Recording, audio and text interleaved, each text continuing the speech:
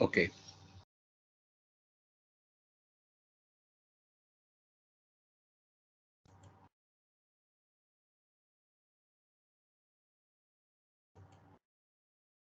¿Está corriendo la diapositiva? Sí, Sí, doctor. Muy bien. Entonces, la próstata, vamos a hablar de la próstata el día de hoy, pero antes de hacerlo vamos a conversar un minuto para conocernos. Acá lo veo a Carolina, a Jocelyn, Cristian, Cristóbal, a Folly Córdoba, a Jenny Enríquez, Junior García, Catherine, Susana Cárdenas, Lisette, a Luis Carrizo, a Marco Flores, Rosario Casas, a Santiago Escriba, Sharon Delgado, Shirley García. Está faltando entrar Albeniz Orestes Eduardo. Muy bien, sean bienvenidos a la clase de urología, al curso de urología. Ayer le envié a las delegadas todo lo concerniente a urología y los docentes por cada sede hospitalaria de urología, los seminarios también. Me preguntó una delegada si eran para las dos bases el seminario, o sea, podían desarrollar lo que envié entre las dos bases. Pero el grupo anterior, por ejemplo, una base dio un día antes y la otra base dio un día después. Entonces, en este caso, los seminarios son distintos.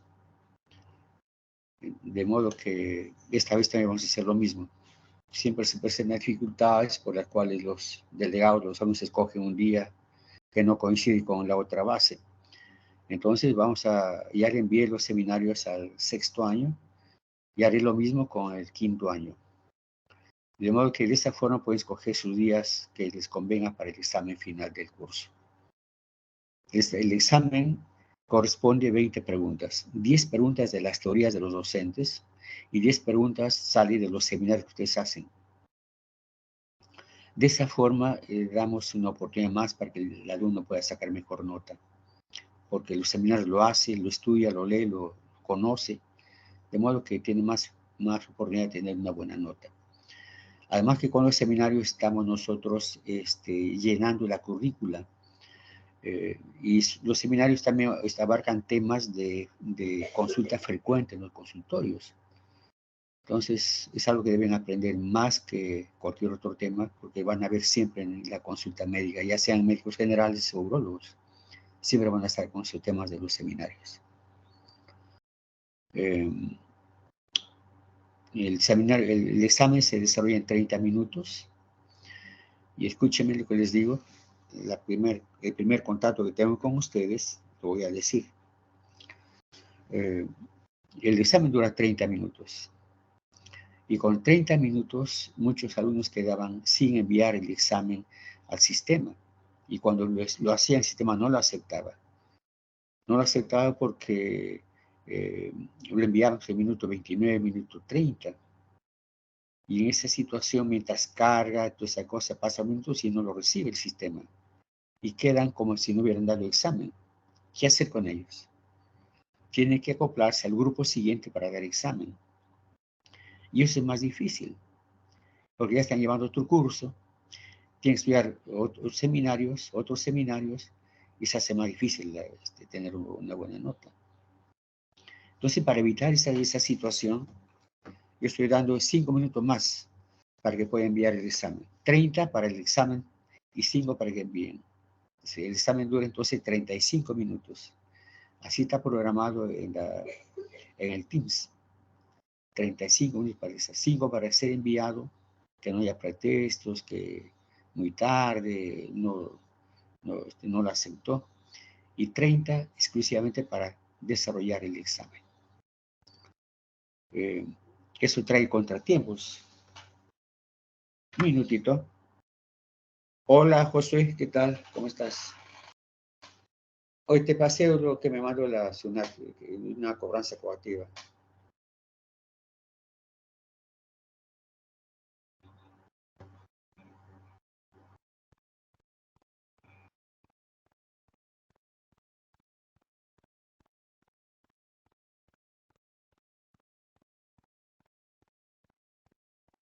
Ay, ay, ay, ay.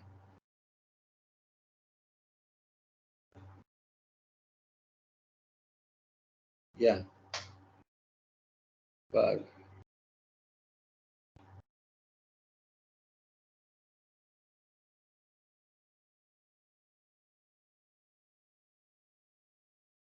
Por favor, me envías una copia también en la bondad. Ok, José, muchísimas gracias por tu trabajo. Gracias. Un abrazo. Entonces, esa es la situación de los alumnos de biología al momento de dar examen. El examen es muy sencillo. He tenido muchos 20 en los exámenes. También hay jalados, por supuesto. Ambos extremos se presentan los exámenes. Y es muy sencillo. De preguntas no rebuscadas. O sea, yo no quiero jalarles a ustedes. Yo más bien quiero ayudarlos, porque yo también soy villarrealino. Soy la 4ª promoción de Villarreal. Y pues, bueno, ustedes están en mejor condición que nosotros de la 4ª promoción, de las primeras promociones, quiero decir. Ustedes tienen todo un local enorme, docentes estables, tienen todo, todo. Nosotros no teníamos eso. Cada ciclo íbamos de una sede a otra sede, buscando docentes. Era problema para nosotros. Y en ese tiempo había solamente 3 facultades. En Lima, Villarreal, Cayetano y San Marcos. Y siempre ha habido una hostilidad tremenda a la Villarreal. Siempre ha habido una hostilidad. De parte de San Marcos y de parte de Cayetano. Más de San Marcos, Cayetano no se mete con nadie. Ellos estudian y punto. San Marcos. Entonces, todas esas desventajas nos hizo pues que nosotros pudiéramos estudiar mucho más que ellos, superar y tuvimos unas buenas promociones. Entonces ustedes no tienen ahora ningún pretexto para no sacar buenas notas. El ponderado del pregrado, el ponderado general es importante para ustedes, porque vale para los concursos, vale para el Centroamérica, vale para el internado, vale para todo. Entonces no quiero jalarlos, quiero ayudarlos, pero deben estudiar también, pues no puedo regalarles las notas a ustedes. Yo puedo hacerlo, claro, pero les sería un daño enorme.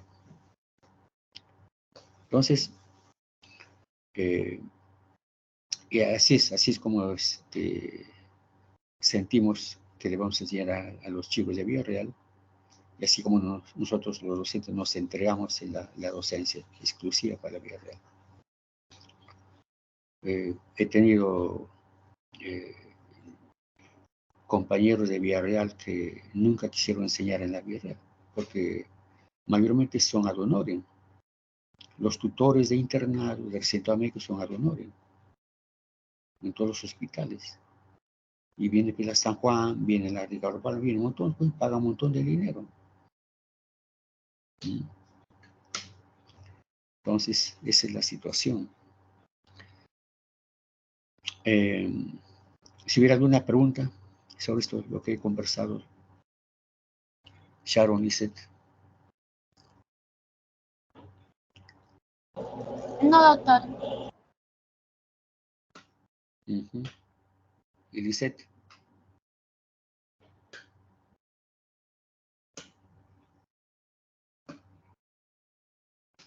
Bueno, yo soy médico urólogo, trabajo en la clínica Lujó de Miraflores. Soy médico adventista y nos reunimos los sábados en la iglesia de León, España, y la iglesia principal de Lima y la primera de Lima. Tenemos si no me equivoco, más de 115, 116 años con la iglesia. Así que les invito. Dime, habla. Sí, se me había ido la señal justo cuando me preguntó. Mi duda era sobre los seminarios que le estaba preguntando ayer, si es que van a ser los seminarios de los temas que me envió, ¿van a ser para todos o va a ser dividido por cada promoción? Sí, eso lo expliqué al inicio, como no habías ingresado aún, pero lo expliqué que cada base va a tener sus propios seminarios. De esta forma, escogen el día que quieran para su examen. Este grupo anterior dieron examen en días distintos. Entonces, cada base de examen con las teorías que es común a los dos grupos, más sus seminarios, que es propio para cada grupo. Entonces, un rato más, en la tarde le envío al 5º año sus seminarios para desarrollarlos. Así no hay ningún problema. Muy bien, entonces le decía que mañana... Dime, Lisette, ¿cómo? En el caso para mi grupo empezaríamos el día lunes los seminarios. Les dije la segunda semana. Ah, ya. Ya entonces sería todavía la... ¿Por qué están hasta qué día están ustedes? Estamos hasta el 29 de septiembre. Que es miércoles, ¿no? No. Sí, creo que sí. Bien. Ok. Sí, en esa última semana hacemos todo. Incluso con los grupos anteriores hemos hecho a las 10 de la noche, 10:30 de la noche hemos hecho los seminarios. Sí, no hay problema para hacerlos. Ningún problema. Por mi parte no hay ningún problema. Gracias, doctor. Muchas gracias. ¿Algo más? ¿Alguna pregunta? Bueno, en Iglesia de España tengo un consultorio médico donde tenemos pacientes, ya grupos anteriores han ido, han sido más pacientes, ahí almorzamos, ahí desayunamos, así que les invito para que vayan mañana, a las 9:30 de la mañana estén ahí. Del grupo anterior van a ir también chicos ahí para estar, ahí almorzamos también. Les envío a los delegados la dirección para que vayan. No es obligatorio que vayan, pero me gustaría conocerlos de forma presencial. Correcto. Seguimos con la clase entonces. La próstata pesa hasta los 40 años y llega pesando 20 a 25 gramos. De ahí empieza el desarrollo patológico. Hasta ahí es el desarrollo normal, funcional. Pero después de los 40 años empieza el crecimiento patológico de la próstata, causando prostatismo o LUTS, ahora se conoce como LUTS o STUI, síntomas del tracto urinario inferior. Y la próstata, si ustedes parten como una naranja, la cáscara es la cápsula prostática y la naranja es la glándula. Pero cuando son jovencitos, la glándula ocupa el 70%, pues es bastante gruesa la glándula. Y la cápsula, 30%. Pero conforme va creciendo más la glándula, se adelgaza, al extremo que la cápsula es una capa delgadita, presionada por la glándula que va creciendo. El sábado anterior vimos con los chicos de Villarreal en la iglesia una próstata de 320 gramos, imagínense, 320, más de un cuarto de kilo de peso. Entonces, así es como se presenta la próstata.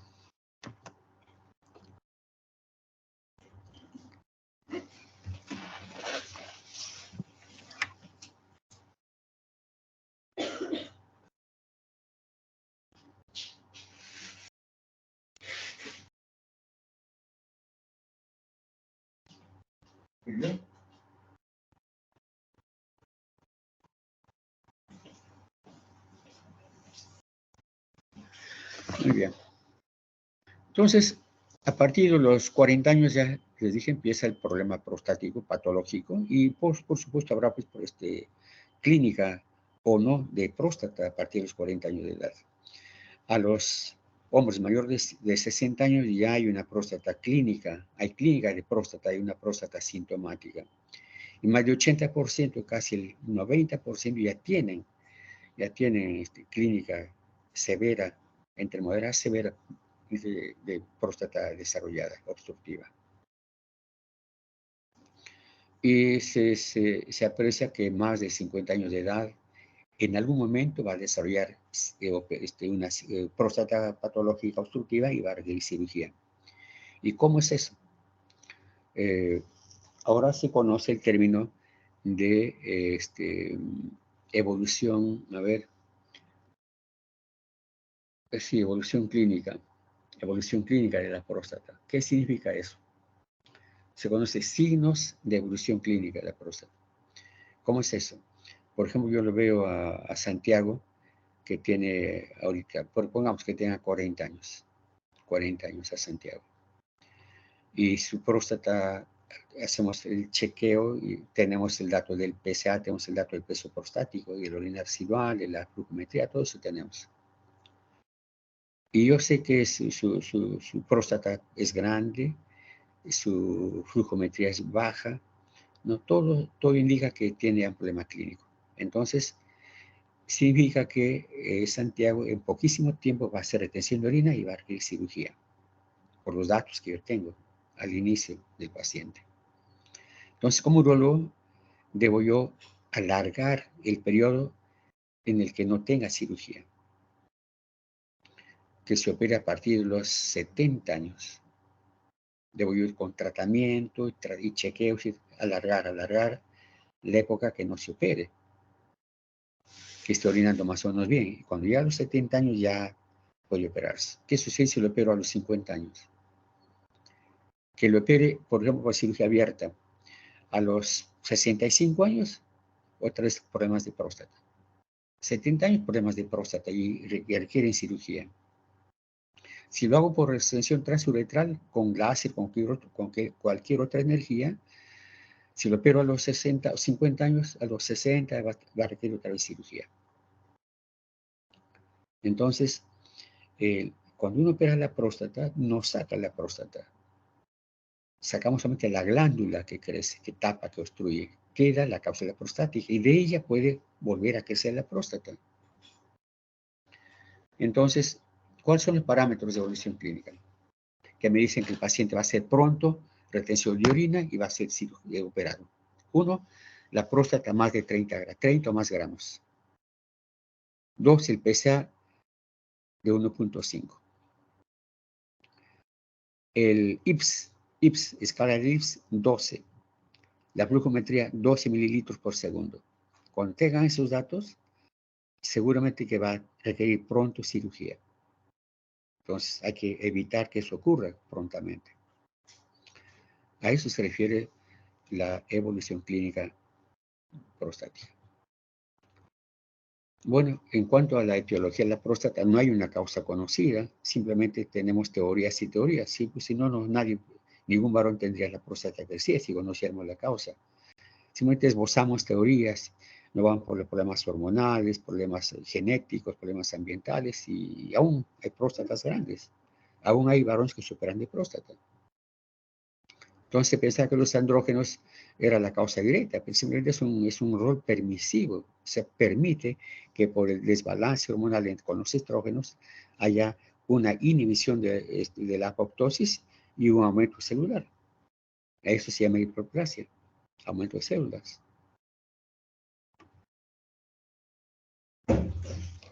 Y ahí que la testosterona, cuando llega a la próstata, se convierte en la próstata en dihidrotestosterona o DHT, mediante la 5-alfa-reductasa.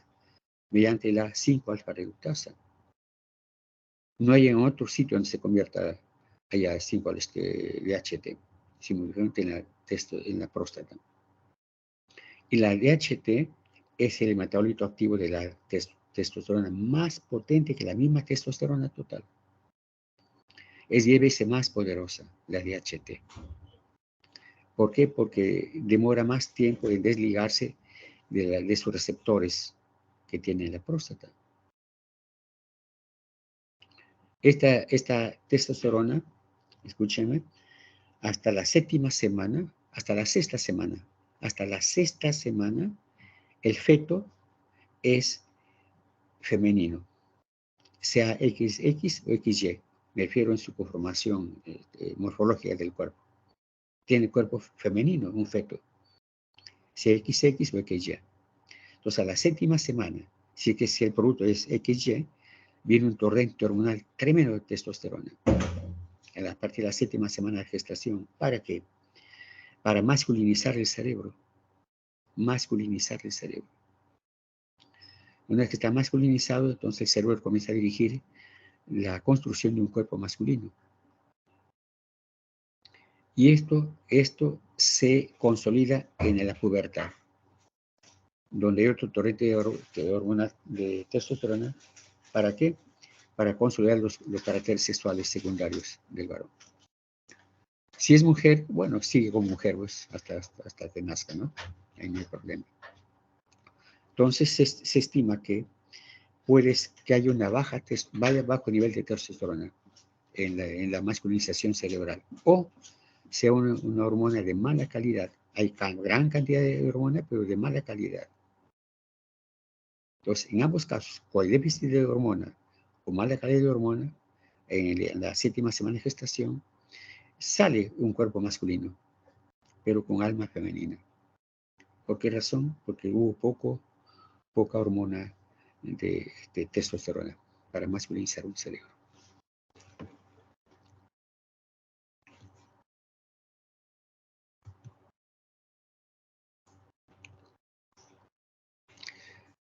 Por esa razón que cuando damos nosotros el inhibidor de la 5-alfa-reductasa,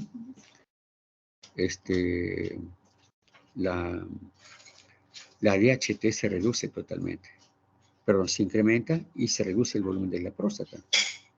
Y eso son ahora, en breves momentos van a aprender ustedes que ese es un medicamento que tenemos en el mercado, que reduce el volumen de la próstata y a veces evita la operación. Son los antiandrógenos, es el finasteride y el dutasteride. Finasteride. El primero en llegar al Perú fue el dutasteride, de 5 miligramos. Y el de 1 miligramo se utiliza para la calvicie. Tengo muchos pacientes años atrás tratados con finasteride que comenzaron a crecer su pelo. Pero ahora ya no se utiliza. Pero no se utiliza. Más se utiliza el dutasteride, que es el que inhibe la 5-alfa-reductasa.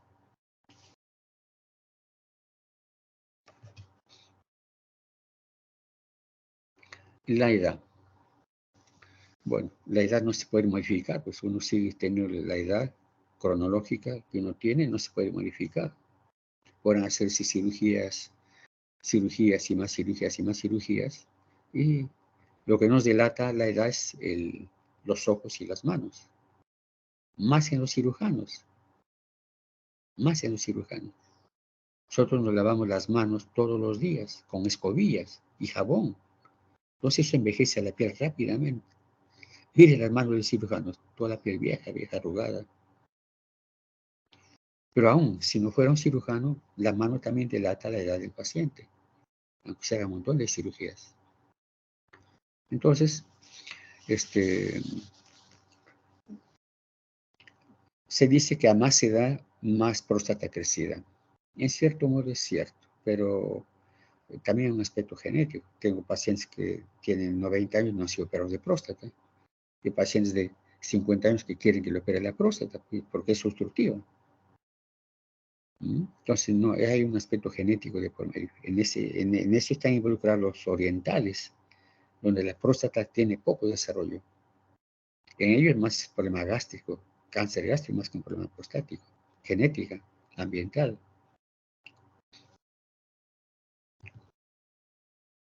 Los factores hormonales, bueno, eso se ha comprobado. Diríamos que esta es una medicina basada en evidencias. ¿Por qué razón? Un hombre castrado, la próstata baja de tamaño. Esos sumos que practican sumo en el Japón, unos gordazos, ellos de niñitos son castrados, justamente para estar en esa clase social. Es una clase social muy reconocida en el Japón. El gobierno les da muchas ayudas. Una familia quisiera tener un sumo en su hogar, porque eso indica cierto estatus en el Japón. Entonces a ellos de niños se les extirpa los testículos. En ellos no crece la próstata.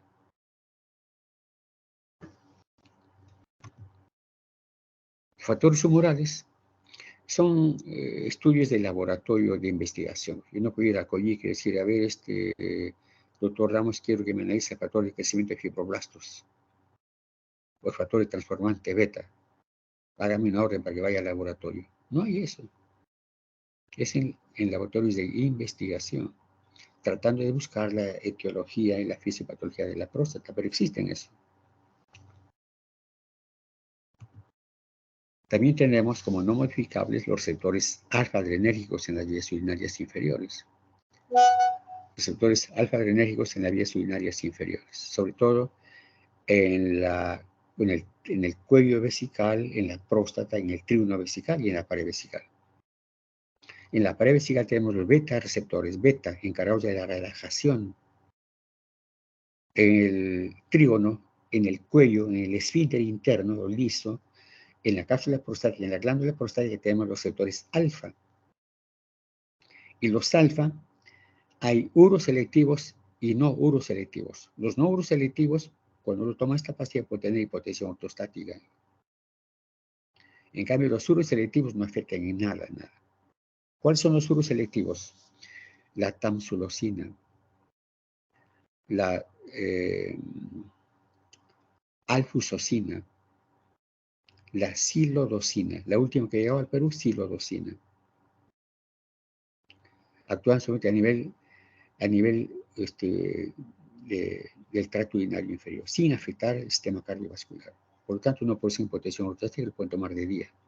Mientras que la terazosina, la doxazosina, no son uroselectivos. Afectan también el sistema cardiovascular. Entonces, ellos pueden tener desmayos, hipotensión. Por esa razón le damos que lo tomen en la noche. Entonces, en la posición horizontal ya no tienen tanto problema.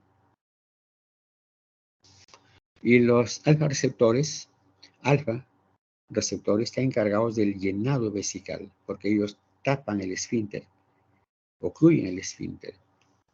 Y los beta adrenérgicos relajan la vejiga, entonces se llena.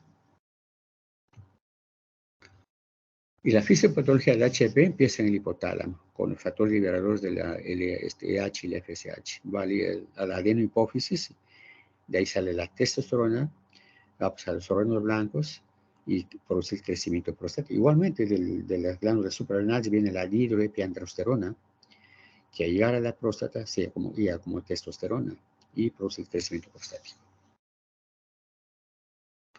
Entonces, si usted se aprende la clase, esta parte nada más, ya conoce urología, mucho conoce. La fisiopatología del HP se relaciona con dos factores, la resistencia y la obstrucción. Resistencia y obstrucción. Resistencia a la salida de la orina y la obstrucción. O sea, resistencia es cuando la uretra es más angosta, hay resistencia para la orina salga. La obstrucción cuando la próstata crece y tapa la uretra. Entonces, esos dos factores dan toda la clínica del HPV, todo. Por ejemplo, la obstrucción, o sea, que tapa la uretra, es mecánica y ¿qué es mecánica? Mecánica es lo que la próstata crece, ocupa espacio. Obstrucción que ocupa espacio, mecánica, que es la próstata crecida, obstruye la uretra.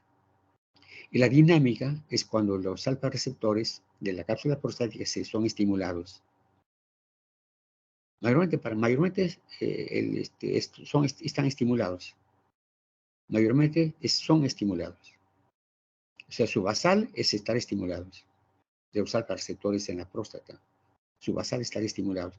Cuando están estimulados, en la cápsula prostática empujan a la próstata hacia la línea media, hacia la uretra, lo empuja a la próstata. Luego laterales lo empuja hacia la línea media, hacia la uretra.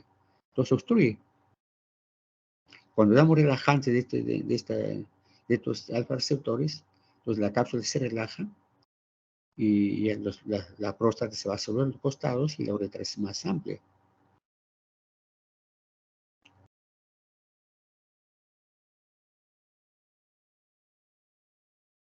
Claro, al crecer la próstata, tapa la uretra y produce más resistencia a la salida de la orina. Y la dinámica, como les expliqué. Cuando damos alfa bloqueadores como la tamsulosina, como la doxazocina, la silodocina, son alfa-bloqueadores, bloquean los receptores en la cápsula prostática, en el trígono y en la uretra. Entonces, el tono baja totalmente y la uretra se hace amplia y el paciente orina, que es algo extraordinario. La resistencia es cuando la uretra está angosta. La uretra está angosta. ¿Qué pasa cuando la uretra está angosta? Entonces la vejiga se fuerza para botar la orina. El hombre no lo siente, pero la vejiga se fuerza. Más angosta, más fuerza hace la vejiga, más presión para botar la orina. Y al estar hace años, la vejiga se endurece, no se hipertrofia, el músculo detrusor se hipertrofia. Y cuando hace una citoscopía en estos casos, uno ve la vejiga como un panal de abejas, como la figura de la izquierda. Ve como un panal de abejas. ¿Qué significa eso? Que la vejiga está hipertrofiada, que está gruesa. Y cuando se hipertrofia y se pone gruesa, pierde función. Ya no funciona como antes. Entonces, esta vejiga que miramos en la cistoscopia de esta forma se llama vejiga de lucha. Vejiga de lucha se llama, no olvidarse el término vejiga de lucha. Magny, el año 1972, hizo esta clasificación. Antes conocíamos lobos laterales, medio, posterior. Ahora se conoce como las zonas histológicas de McNeil. La zona transicional, que es el 10 a 15%, la zona central 25%, la zona periférica 70%, la zona periuretral 2% y la zona fibromuscular, que es la cápsula prostática. Ahí está. La transicional, que es el 15%, se asientan el 50% de los tumores. Ahí nace el 50% de los tumores.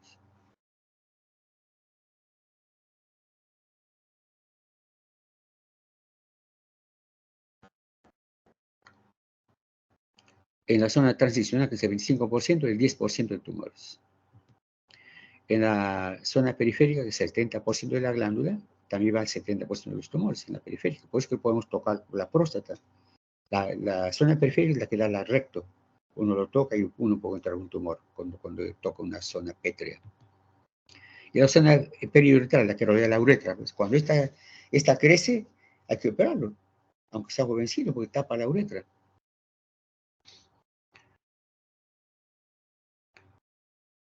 Entonces, hasta el año 2000 conocíamos, hasta 2000 más, hasta el año 2010 más, en 2010 conocíamos, antes del 2010, hasta el 2000 conocíamos signos obstructivos irritativos, obstructivos irritativos. Irritativos, la poliaquiuria, la disuria, la urgencia, la incontinencia de urgencia, el tenesmo. Ese es irritativo. Y el obstructivo es el chorro.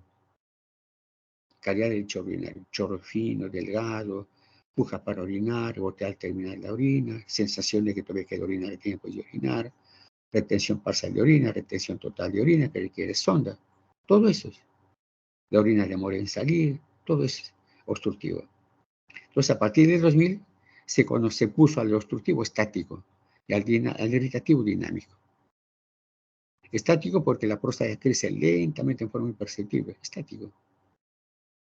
Y dinámico tiene que ver con los alfa-receptores. Todos estos irritativos lo manejan los alfa-receptores dinámicos. Pero ahora, a partir de antes de la pandemia, cambió de nomenclatura. El llenado, que son los irritativos, a los irritativos se conoce ahora como llenado. O sea, al dinámico ahora se conoce como de llenado. Al obstructivo se conoce como síntomas del vaciado. Y al goteo terminal y a la sensación que aún queda orina retenida se llama posmisional. Entonces ahora hay 3 grupos de síntomas. Este es nuevo, la nomenclatura cambia. Síntomas de llenado vesical, vaciado vesical y posmisionales. Ahora se conoce así, la nueva nomenclatura. ¿Qué debe saber? ¿Qué debe saber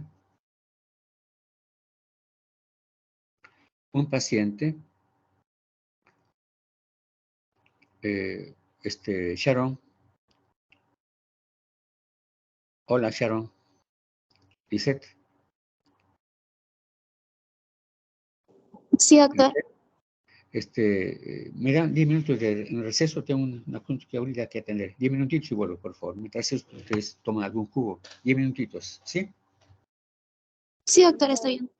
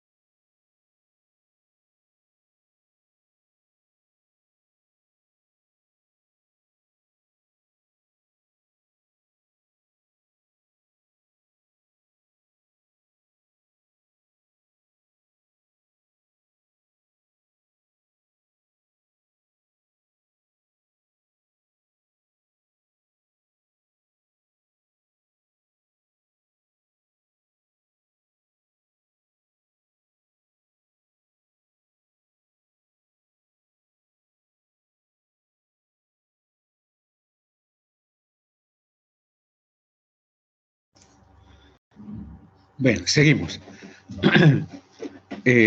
La pregunta es, ¿qué debe saber un alumno de medicina sobre urología? ¿O qué debe saber un médico general sobre urología? En este caso, sobre la próstata. Primero, debe ver los antecedentes familiares de próstata. Por ejemplo, si el papá se operó a los 50 años, el hijo tiene mucha posibilidad de operarse a los 50 años. Entonces, la parte genética familiar es importante averiguar. Y después ver qué problemas tiene. Un hombre prostático que hace consulta por la próstata es un hombre mayor de 50 años. Entonces ya pasó por médicos, muchos médicos han pasado. Y puede tener comorbilidades como la diabetes que afecta a la vejiga, la insuficiencia cardíaca igualmente, la poliuria, enfermedades de como el Parkinson, el esclerosis múltiple, afecta a la función vesical, las ITS, enfermedades de transmisión sexual. Antes se veía mucha gonorrea, ahora no he visto, ya años que no veo. Entonces una gonorrea mal curada, maltratada, hace que que haya estenosis de uretra. Entonces, eso va a causar molites similares a una próstata crecida. Igualmente, la litiasis vesical o vejiga hiperactiva también simulan un problema prostático. La orquitis es que cursa con epidimitis, con prostatitis, hay problemas para orinar. La enfermedad rectal no he visto hasta ahora. Bueno, a eso se refiere tal vez a las hemorroides. Si hay hemorroides internas, sí causa molestias. La circulación venosa que comparte la próstata es similar a es la misma de las venas hemorroidales internas, de modo que si inflama el hemorroide, inflama la próstata y viceversa. Y el traumatismo de uretra causa estenosis.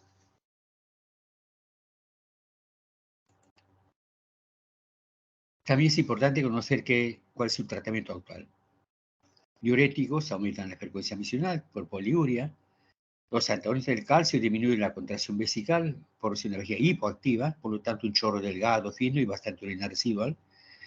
Los antidepresivos aumentan el tono de la próstata, o sea, el chorro más delgado, más fino, puja para orinar. Los antihistamínicos de primera generación disminuyen la contractilidad vesical. Entonces, una vejiga hipoactiva, chorro delgado, lento y pujan para orinar, y bastante orina residual. Y también en la clínica es importante conocer el tiempo de evolución, los síntomas y la gravedad. Entonces, de acuerdo a la nueva nomenclatura, tenemos síntomas de llenado y de vaciado y los postmisionales. Es importante saber cómo se valora la gravedad de los síntomas de prostatitis. Y este tiene un nivel de evidencia 3 de recomendación B. Pues para que vean, es una clase hecha en base a las guías clínicas de tratamiento, la última guía clínica de tratamiento, la europea y la norteamericana. Entonces, valorar la gravedad es importante, porque eso nos va a ayudar a ver la actitud con el paciente. Si es expectante, farmacológico o quirúrgico, la gravedad. ¿Quién valora la gravedad? La escala del IPS, es escala internacional de síntomas prostáticos, escala internacional de síntomas prostáticos, IPS. Va de 1 a 7, de 1 a 7 es leve, de 8 a 19 moderado y de 20 a 35 gravedad severa.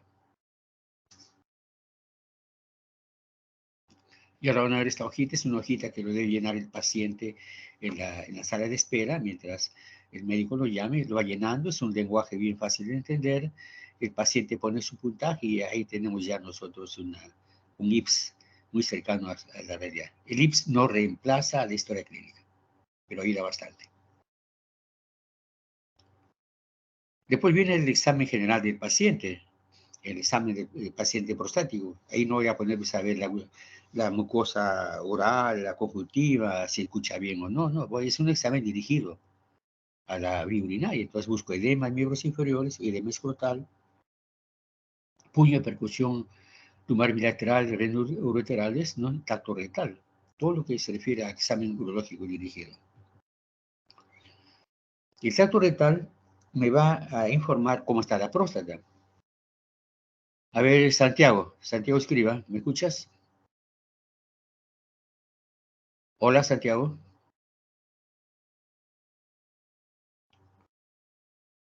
Rosario, del Pilar. Sí, doctor, buenas tardes. ¿Qué tal? ¿Cómo es un pan francés? Describe un pan francés. ¿Cómo es? El pan francés es un poco duro. Bueno, no es duro, sino que cuando lo aplastas se Ya. parte. ¿Qué más? ¿Qué más? Luego es medio esponjoso. A simple vista, ¿qué ves en el pan francés? ¿Qué cosa ves? mm, Como crocante, doctor. Muy bien, buena descripción. ¿Qué es el Shirley? Vamos, Shirley. Sharon. Bueno, el pan francés tiene como que un surco, ¿no? En la parte del medio, un surco central. Claro, pues, a simple vista vemos un surco medio. Igualmente es la próstata de un jovencito. Uno hace el tacto retal y encuentra un surco medio. Esa es una próstata que no ha crecido. Cuando hacemos el tacto retal y no hay surco medio, entonces ya creció la próstata. Se pone entonces borramiento del surco medio porque la próstata ya creció. Y ahí tocamos los dos laterales mayormente y ausencia o presencia del surco medio. Ahí vamos a evaluar la consistencia, si hay dolor, a la palpación, si es grande, pequeña. Ustedes van a encontrar en las historias clínicas de urología que el paciente, que los urólogos ponen próstata 2x2, 3x5, 3x2, 4x3, 4x1, ponen así, tratando de dar dos diámetros, el longitudinal y el horizontal, pero eso no es exacto. O antes ya en los primeros años de urología hice lo mismo, pero no coincidía con la patología que salía. La próstata, dice, yo ponía 3x3, o sea, una próstata grande, y salía la patología que era una próstata pequeña, o sea, nunca coincidió. Incluso al 3x3 que yo ponía, le multiplicaba por un factor, para ver si se aproxima al volumen de la próstata, pero tampoco. Entonces ahora yo pongo próstata pequeña, mediano, grande, que de esa forma uno es fácil de entender, y uno sabe a qué se refiere, pequeña, mediano, grande. Ahora, en el tracto rectal yo debo tocar la consistencia en especial. Si es elástica como su nariz, o es pétrea como sus dedos, como la piedra, pétreo, duro, duro. Pero si yo toco una zona dura en la próstata, bien pétrea, entonces es una señal de cáncer. Si está así en la cápsula prostática dura como una piedra, ya es un cáncer prostático estadio T2, T de tetera, T2. ¿Mm? Ahora, un tacto retal normal no descarta un cáncer de próstata. Un tacto retal normal no descarta un cáncer de próstata. Claro que si uno el tacto retal más el PSA, el diagnóstico se aproxima mucho más a la realidad.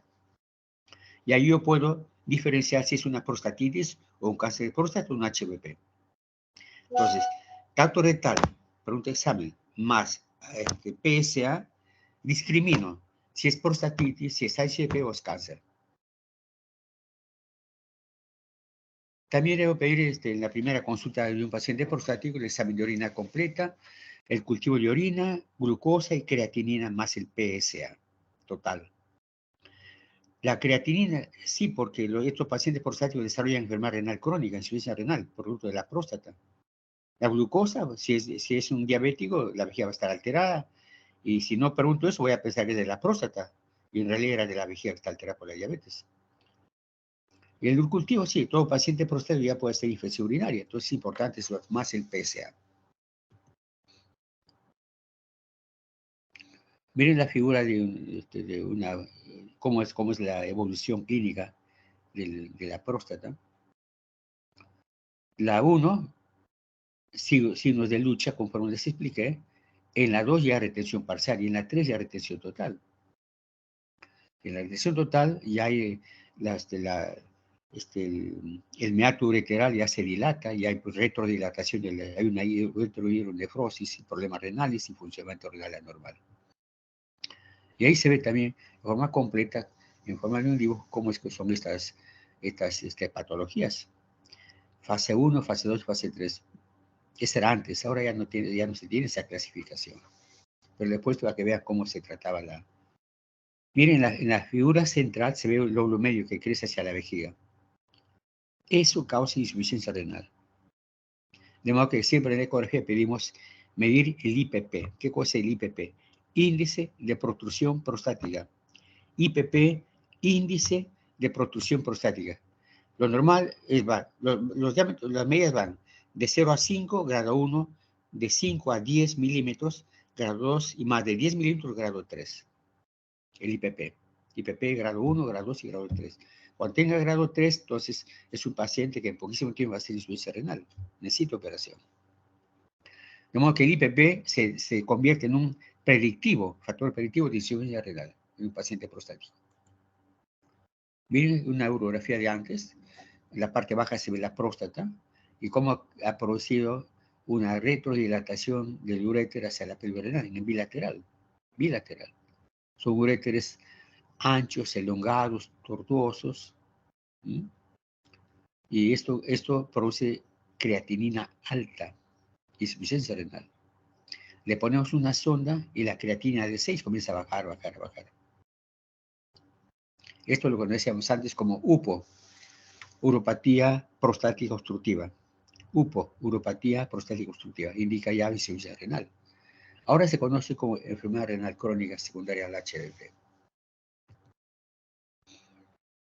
Bueno, el PSA es un marcador de próstata, pero no es un marcador específico para carcinoma, pero sí de la próstata.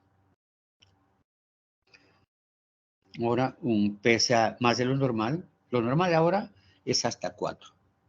Más de 4 es un cáncer, no es un cáncer. Podría ser, sí, pero no es un cáncer. Entonces, allí hay una enfermedad. Hay varios aspectos. ¿Quiénes aumentan el PSA? No más de 10.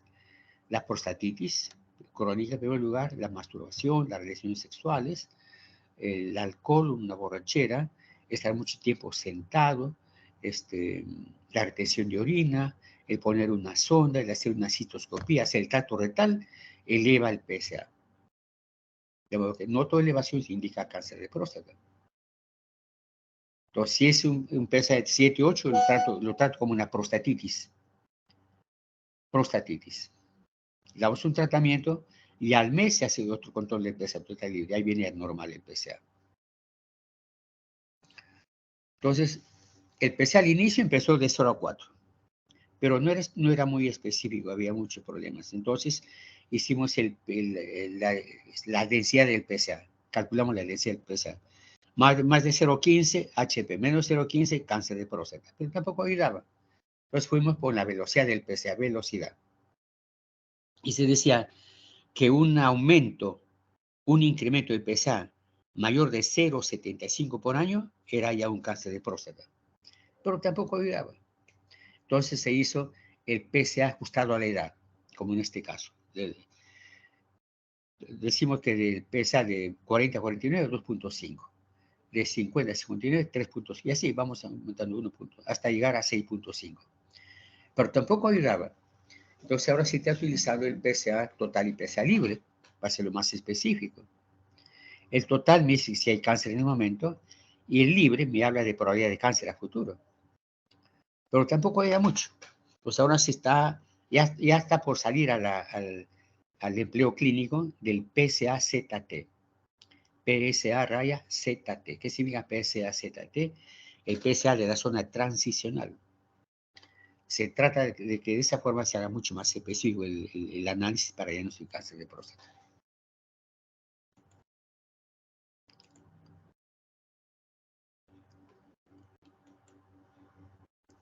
Ahora, si el PSA, escúcheme, si el PSA que estaba en 10 no ha bajado después del mes de tratamiento, entonces ahí recién se hace una biopsia de próstata, como antes.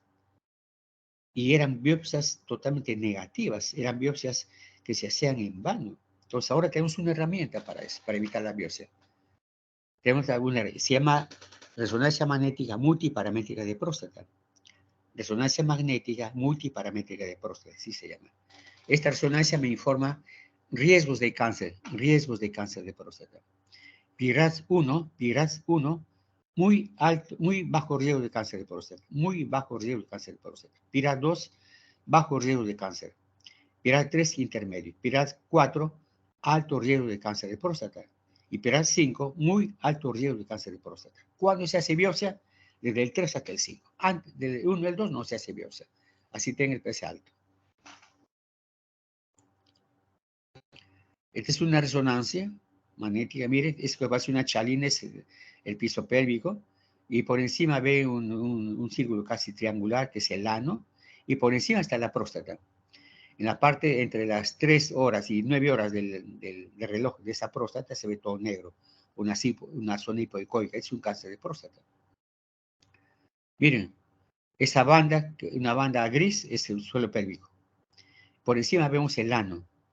Y por un círculo. Y por encima del ano vemos toda una próstata totalmente distorsionada con puntos blancos y puntos blancos.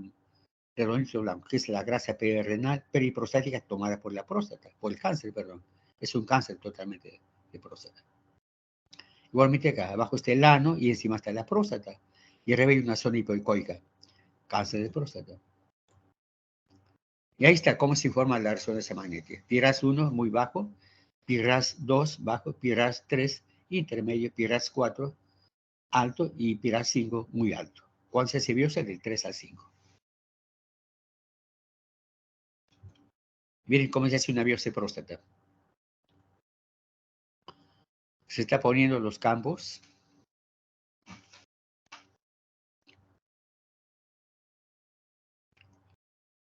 Campos estériles.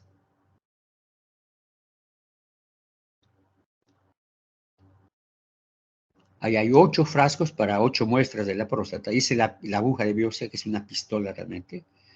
Está poniendo su camiseta de plástico para mantener el estéril y que no se lesione la puntita. Ahí está. Se llama aguja de biopsia, se llama Trucat. Trucat. Es una pistola. Se sigue poniendo los campos en el paciente.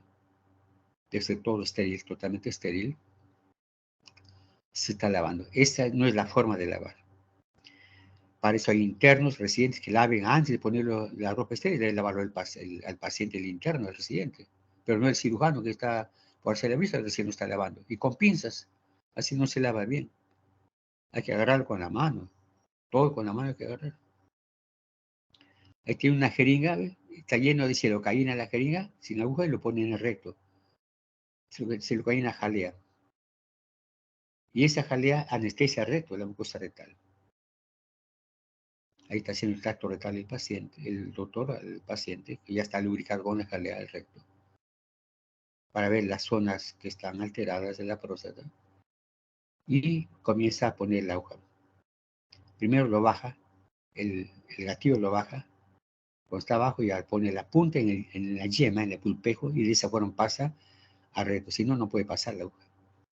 Al inicio es difícil, pero después uno se acostumbra, es fácil. ¿Eh?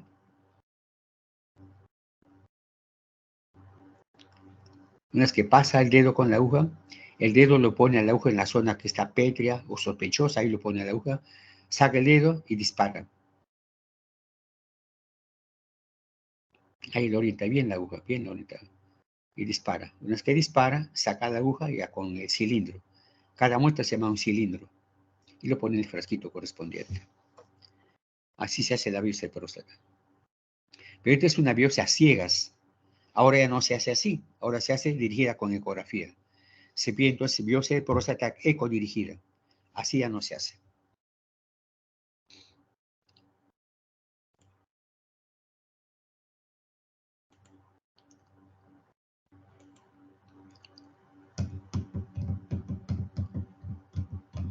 Bueno, cuando uno da un tratamiento con los antiandrógenos, que el dutasteride o finasteride, el PSA se reduce a la mitad. De modo que cuando tenga un paciente así, debemos de duplicar el PSA para tener un dato real. ¿Cuándo se pide el PSA? Todo paciente mayor de 50 años. El que tiene 41 años, 45 años de edad, más el papá con cáncer, se pide su PSA. El que tiene 40 años, pero tiene 2 antecedentes, el papá y el hermano mayor con cáncer, a partir de los 40 años se pide su PSA.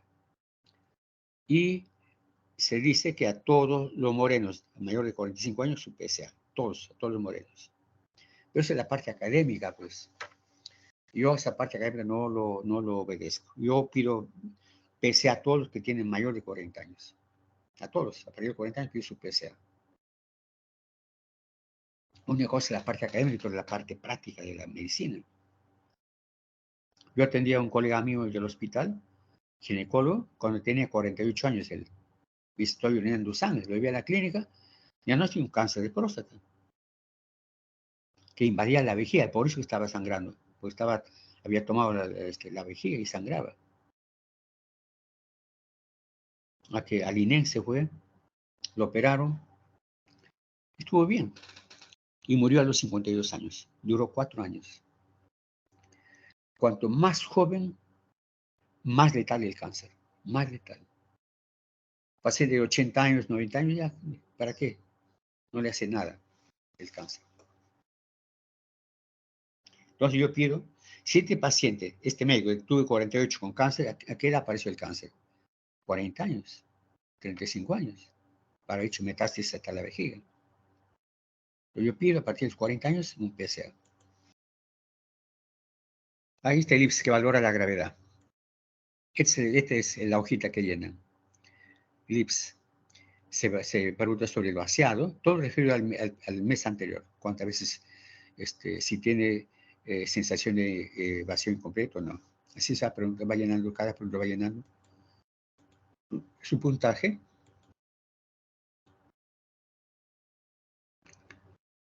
Y al final ponen el puntaje.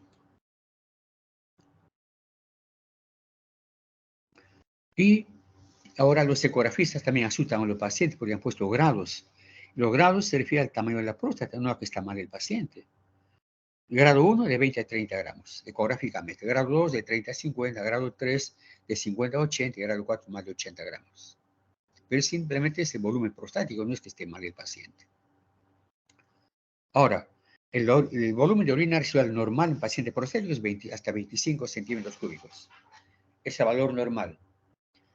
Ahora, entre 25 centímetros de orina residual y 100, tratamiento farmacológico. Más de 100, cirugía. Pero si tiene 200, 250 de orina residual, por mencionar, entonces ya no es un problema prostático, es un problema neurológico. Entonces ahí hay que pedir una urodinamia. Si es un problema neurológico, no tengo por qué operar al paciente, queda como caño abierto si lo opero. Y pobre mi mamita.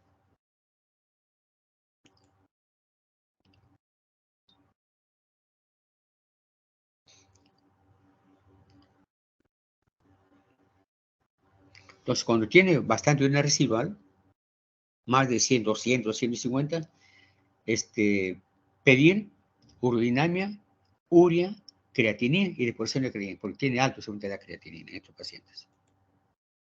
Miren esa imagen, una ecografía. La próstata se mide los diámetros transversal y longitudinal y la vejiga arriba. Una próstata mediana. O una próstata grande. Miren ustedes cómo se mide la próstata a la vejiga. Y en la lateral donde se mide el IPP vertical se mide. No es más que el crecimiento de la vejiga, de la próstata hacia la vejiga. Ahí están los grados.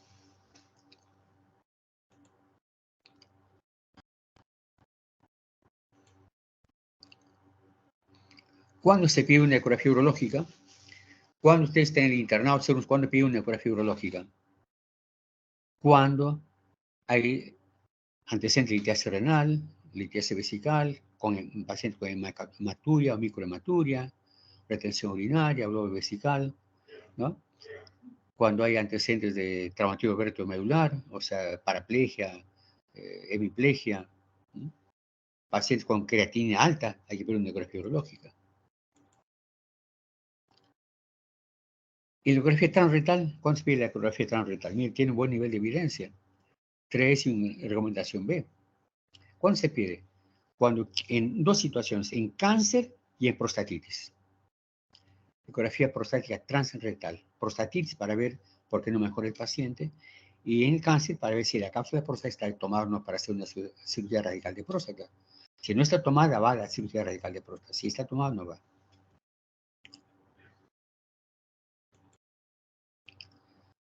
Y miren, este citoscopio, cómo se hace la citoscopía.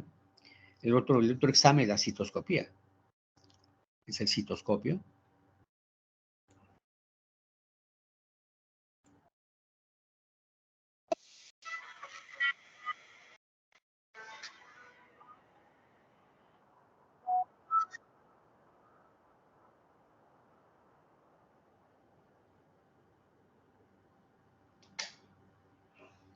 Es la uretra, es la uretra.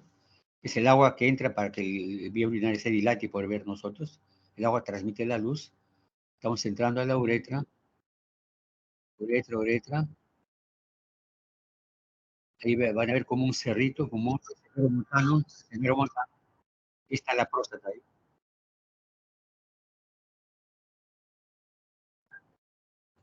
Y es la vejiga. Miren, cómo se ve ácidos musculares hipertrofiados que hacen sobre relieve, una energía de lucha, por supuesto, miren. Es una energía de lucha. Así se ve. Eso no es una energía de un joven.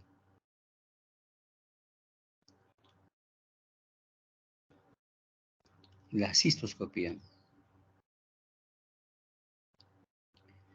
Y ahí es un cáncer de vejiga, mira, es un cáncer de vejiga, mira ese bultito ahí, ven, medio rosadito, es un cáncer de vejiga. Pero así se hace una citoscopía. El techo también está cuadriculado, el techo. Una vejiga de lucha.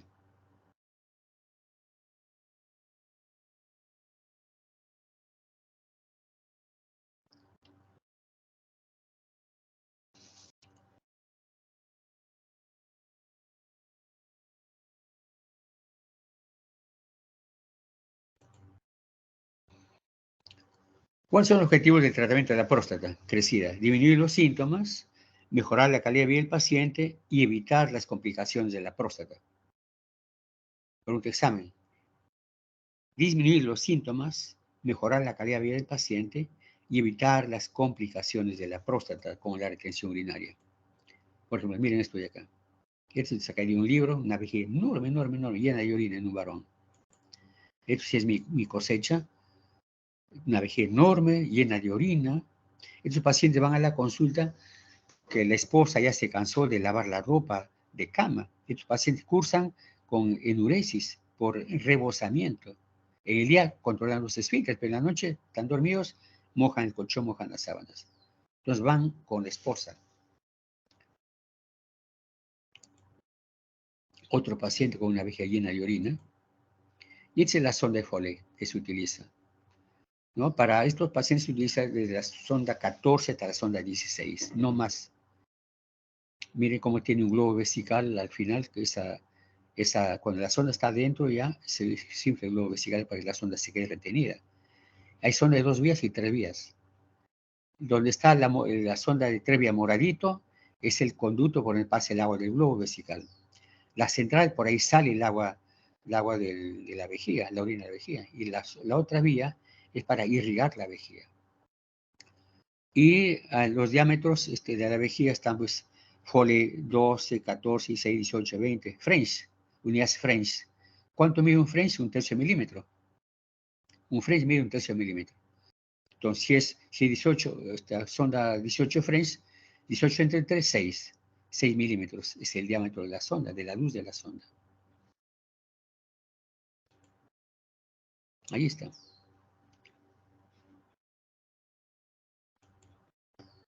Un French igualito a 1/3 milímetro.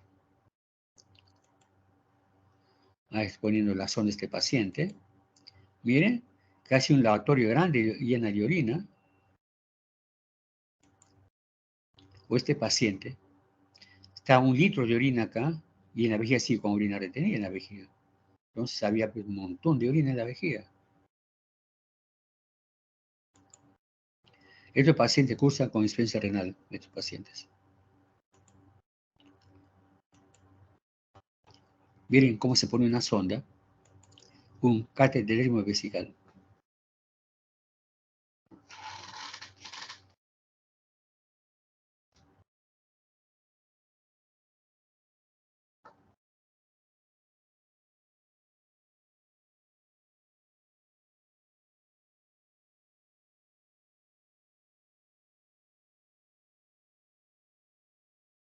Se está poniendo ahí, a ver.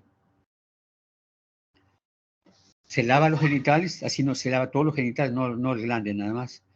Y una jeringa de 10 se pone lleno de silocaína, se pone en la uretra. Eso lubrica y anestesia la uretra. Una vez que se hace eso, se espera 5 minutitos, queda efecto y pues se pone la sonda. Es una sonda 14, ese diámetro es una sonda 14. Se pone toda la sonda, hasta que entre toda la sonda. En urología no hay nada, un poquito. En urología es todo o nada. Cuando entra todo sin dificultad y recién sale la orina. Cuando sale la orina, pues está en su sitio y recién inflamos el globo. Se pone el globo vesical, 10 centímetros se pone y va saliendo en la orina, ¿ves? En la bolsa colectora. Es la forma de poner una sonda frente a una retención urinaria. En estos casos se retira 500 cada media hora, 500 cada media hora, 500 cada media hora. ¿Por qué razón? Para evitar la hemorragia post-vacuum. Aún así sangran, pero si sacamos de porrazo todos, una hematuria tremenda, tremenda. Bien, está planita ya. Está bien planito. Miren cuánto ha salido. Casi 2.000 litros. 2 litros.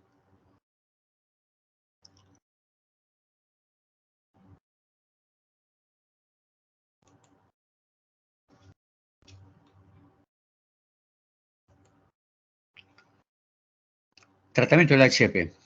Tratamiento. Tiene que estar en función de la clínica del paciente, de la calidad del paciente que quiere o que tiene, las complicaciones, por supuesto, y la enfermedad, las comorbilidades del paciente.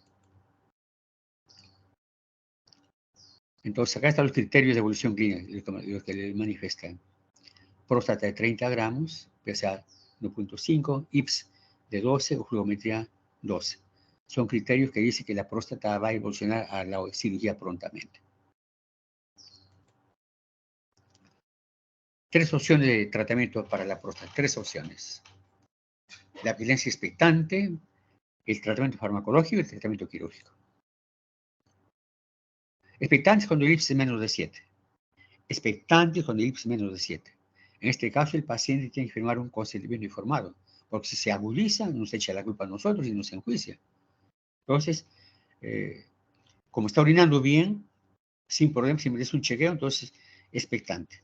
Lo hacen firmar un consentimiento informado que él acepte ese tratamiento. Pero no es que no va a hacer nada. Un paciente en tratamiento expectante tiene que hacer algo. Por ejemplo, tiene que caminar, no tomar mucha agua en la noche, evitar el alcohol y las cafeínas que hinchan la próstata, o los medicamentos que actúan pues, en el músculo liso de la vejiga, evitar todo eso, porque eso causa atonía vesical, tener hábitos visionales adecuados y levantarse en la noche a orinar sin que le exija el paciente para que tenga horarios adecuados de orina. Entonces el paciente tiene que hacer algo cuando está en vigilancia expectante. Él viene cada año a su chequeo y se le pide la ecografía y los análisis. Farmacológico. Hay un tratamiento natural llamado Serona Repens con nombres comerciales distintos. La norteamericana, la Asociación Urológica de Norteamérica no la acepta. La Asociación Urológica de Europa sí lo acepta. Y tenemos farmacológico, bloqueadores alfa. Esto ayuda bastante, el paciente orina muy bien, excelente, es inmediato la respuesta, pero es un calmante, porque la próstata sigue creciendo. Es un calmante, la próstata sigue creciendo.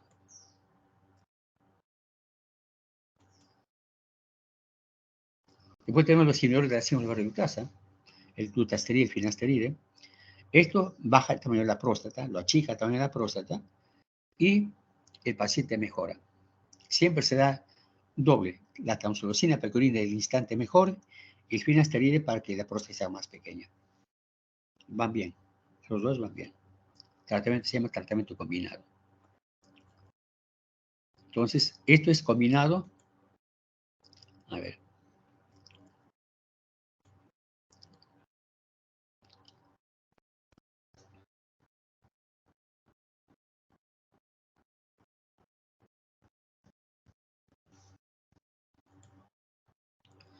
Entonces, cuando se da este tratamiento de dutasteride, hay disfunción eréctil, disminuye la gana de tener relaciones sexuales, la eyaculación reduce el volumen, ¿no? E incluso hay eyaculación retrógrada. Pero la literatura menciona la ginecomastia, pero yo hasta ahora no he visto ginecomastia en pacientes tratados con dutasteride.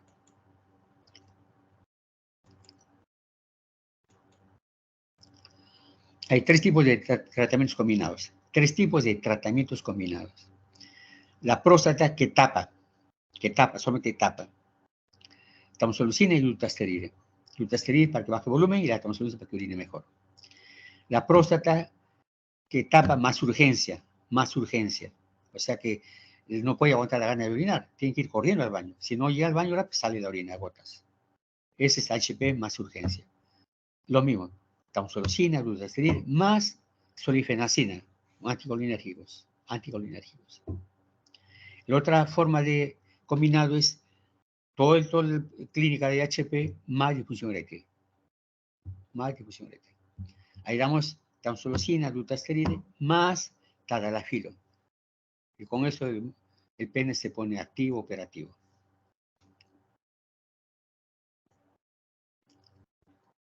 El quirúrgico. Hay dos, los invasivos y los no invasivos. Los invasivos es con corte abierta o por el pene, utilizando la resección transuretral, de cirugía con láser. Son invasivos. Ahora tenemos los no invasivos.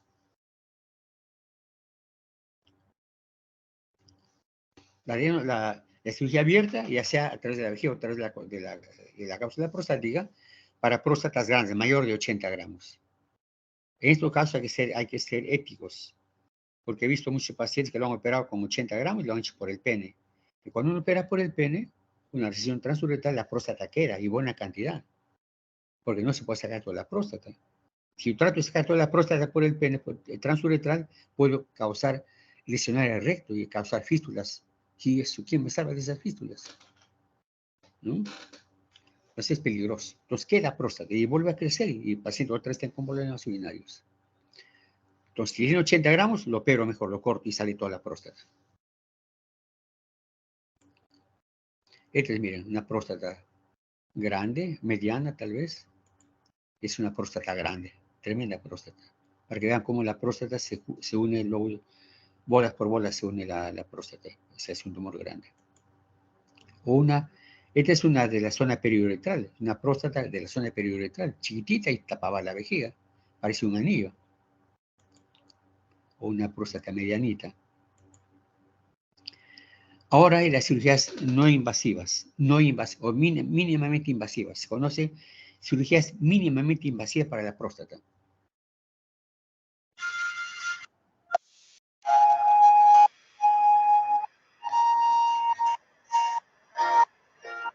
Perdón, es una RTU. Esta es una RTU, me equivoqué. Es una RTU, miren ustedes. Ese alambrito con semicírculo se vuelve incandescente y corta la próstata como mantequilla. Y si sangra, se cauteriza y uno sigue operando. Miren ustedes cómo se hace la resección transuretral de próstata a través de la uretra. Como este paciente no sangra, es una cirugía bipolar, con energía bipolar. Corta y coagula a la vez.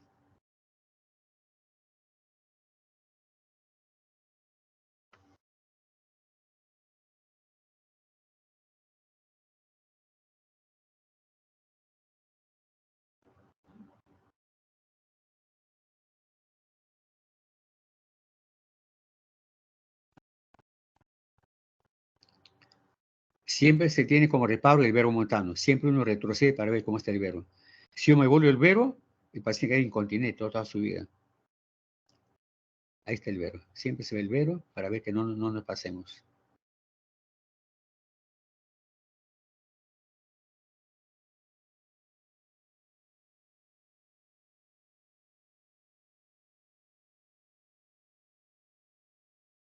Se cauteriza, se coagula, o electrofulgura, es el término exacto, y se sigue cortando. que quede parejito adentro. El lecho debe caer parejito.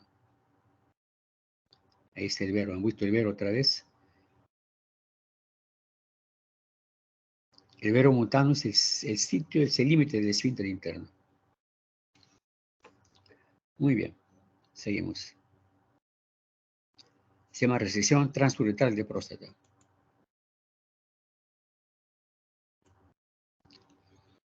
Y por supuesto tenemos todos los tipos de láser detrás de la uretra, la vaporización, láser Hermíger, el green láser.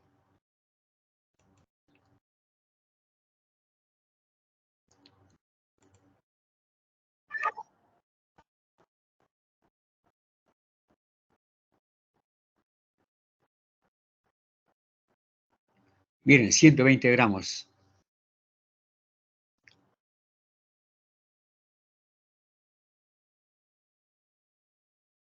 Estamos en la funda de la vejiga y estamos en la próstata, en el cuello vesical. El cuello vesical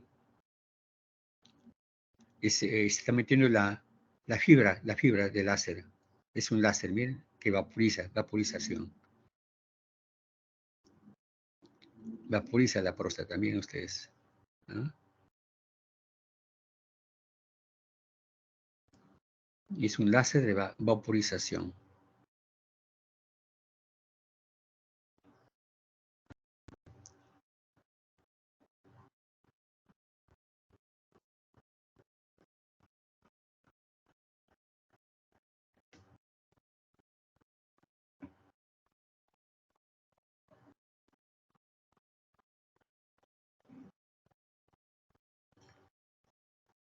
Vaporización de próstata.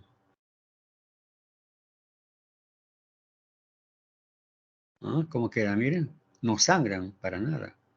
El paciente puede estar un día con sonda y al día siguiente se va a su casa sin sonda. Láser, vaporización.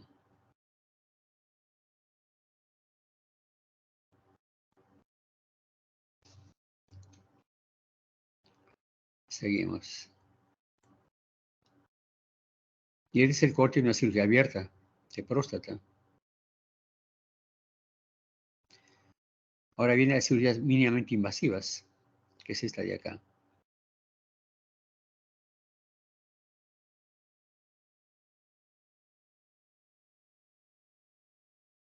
Resum es vapor de agua.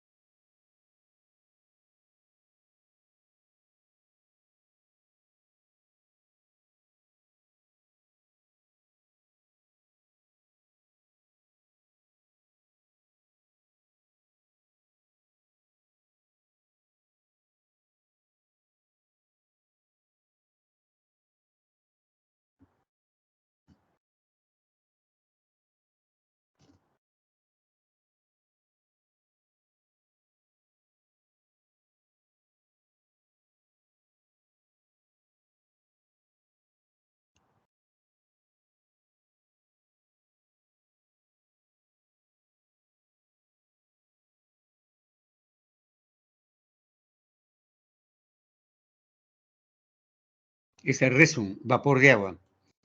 Viene el Urolift, sistema Urolift.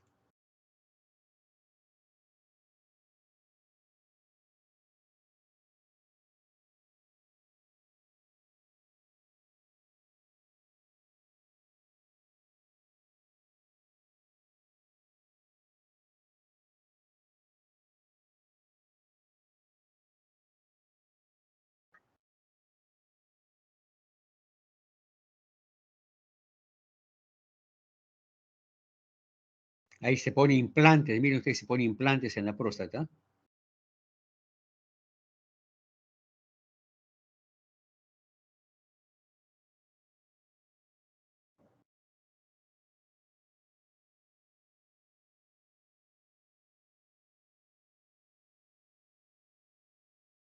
Se retorce y se carga otra vez con el implante y se vuelve otra vez al otro lado en forma simétrica.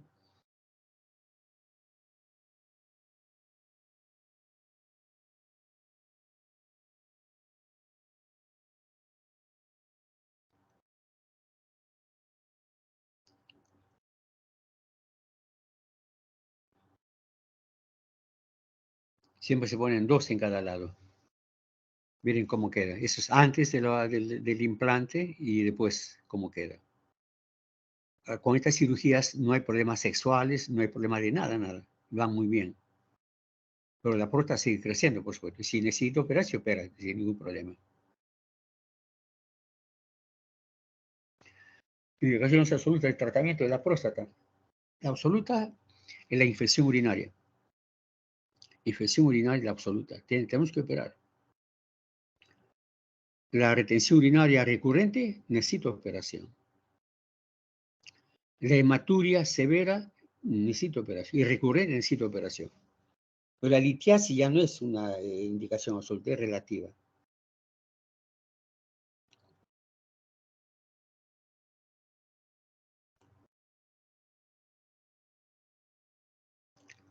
Tratamiento. Pues ya terminamos. Teniendo en cuenta solamente el IPS, de 0 a 7 puntos, leve. Manejo expectante, que indica eso, migencias dietéticas, ¿no? Y control anual, con su ecografía, sus análisis. Es el expectante, con 0 a 7 puntos, el de acuerdo al IPS.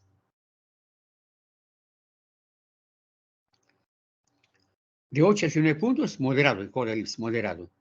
Entonces, allí si tiene orina arterial normal y flujometría normal, expectante, control anual.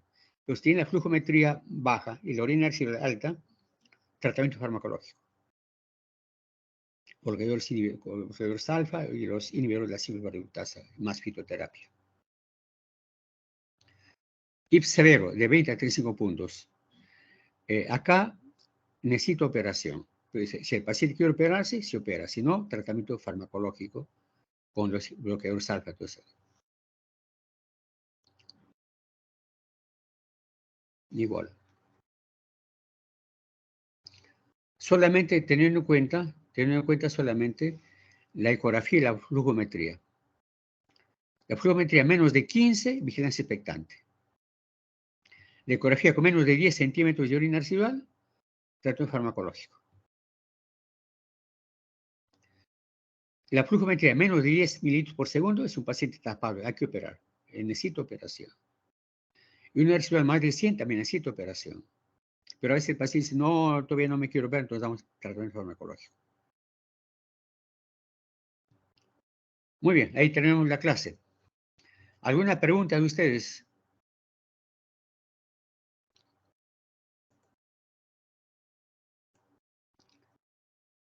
¿Alguna pregunta? ¿Se entendió todo? Sí, doctora, Okay. bien. ¿Sí? Ok. Estuvo muy bien explicado, doctor. Ah, la caracha. ¿Qué tal? Sabe decir palabras bonitas. Debe ser una salamera, tú. Bueno, a ver si mañana a la noche hacemos una práctica clínica de próstata. Una práctica clínica hacemos. Me pasan las delegadas, la hora. Pasado a las 9 de la noche. Pasado a las 9 de la noche. Mañana. Ya, doctor. Muy bien. Doctor, Dime. no se olvide, por favor, enviarme la lista para los seminarios de mi grupo de quinto año. Sí. Te